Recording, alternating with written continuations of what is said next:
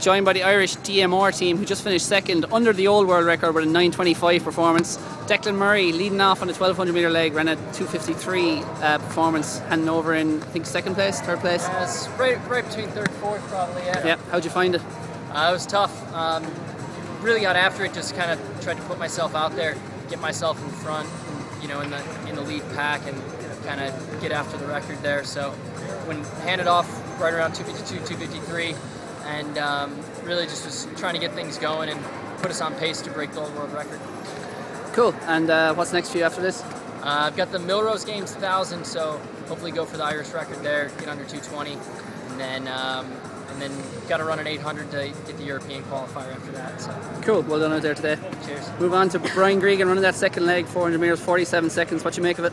Yeah, it was good. It was had to hold on for Declan. Declan really worked hard, and I was just holding on to take the baton off him and make sure we held on. I got in about 4th position, and you know, it was tough going. I was trying to pass 2 people, and I ended up running lane 3, so it slowed me down a bit. Didn't get a clear run on it, but you know, the main thing was to keep us in touch and put on to Mark and give him a good opportunity chasing him down. Exactly. Yeah. You looked quite a physical race. Obviously, the 400 metres kind of prone to that, was it? Yeah. It was pretty messy. I got it just about 4th, and I got stuck behind two guys, and when I went to overtake, another guy pushed me into lane 3, but I handed over from 4th into about 2nd or so. So you know, 2nd or 3rd, and then Mark, you know, did the work from there and put us into 2nd and gave us a real good opportunity of chasing that world record. Cool. Well, great job out there. Thanks for chatting. Mr. Mark English running that 3rd leg, a 1:46 performance. What you make of it? I was happy individually with my performance out there today, and delighted for the lads. Declan ran a super stellar leg at 2:52. I think his time was for the first leg, which is perfect. Gregan obviously was very strong as well. I don't think anyone expected Kenny to be as far back as they were.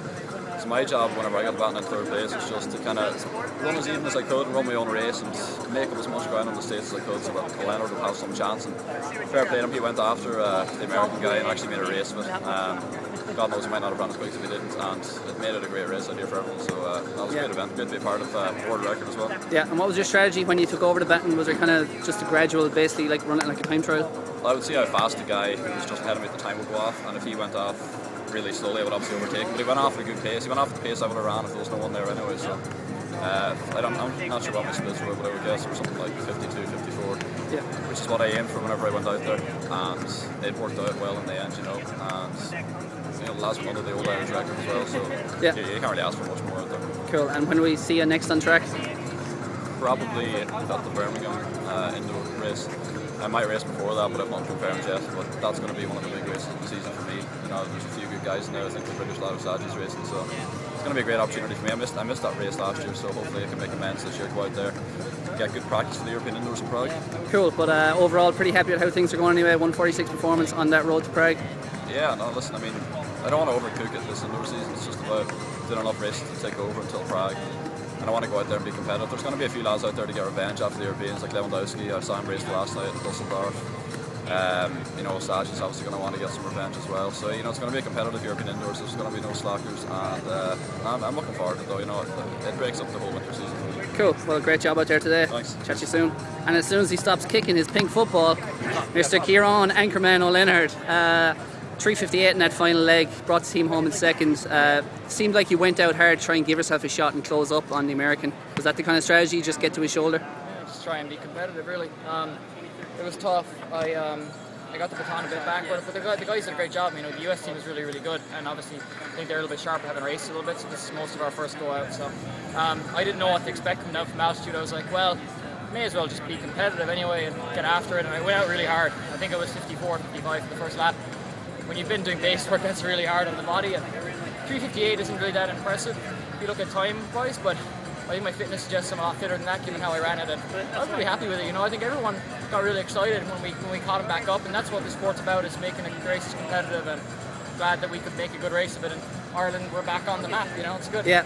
And what was the buzz like just when you did close up? Because the place fairly came alive in here. It got loud, yeah. I could hear it, like, I mean, after the first 400, I closed it and people were kind of like, I could tell the place kind of got a little bit hushed, and I was kind of like, oh, what's going to happen here? And then when I started closing again, people were like, oh, like, what the hell is going on here? And I think it made it a good show. Like, you were here. I mean, people at home in Ireland are going to see the splits and they're going to be like, meh, whatever, not great, but I think that I'm pretty proud of how I ran today. I thought I stuck it out there, and I know Pat Casey and the anchor, he's obviously on the OTC and he's really fit.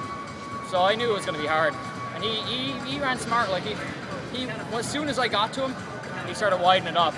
And I hung on, and then I got to 300 and the wheels just started falling off, and that's life though, you know. Cool, so onwards and upwards and then on to Boston, is it next? Boston or Millrose, I haven't decided yet. I'm going to see how I come back off this and just kind of play it by ear. But everything's building towards Beijing and the outdoors, and hopefully maybe European indoors on the way. But I just have to talk to my coach. Today was an encouraging start though. It definitely shows that I think Ben Blankenship, my teammate who I've been training mostly with, he beat the Olympic silver medalist in there today in the 2 mile, and we're both in good shape. So we're going to keep training together and keep doing work. And you know, OTC is getting put on the map, and Ireland's been put on the map. So it's good stuff. Good stuff. Well, great job out there today, and best of luck for the season ahead. Thank you.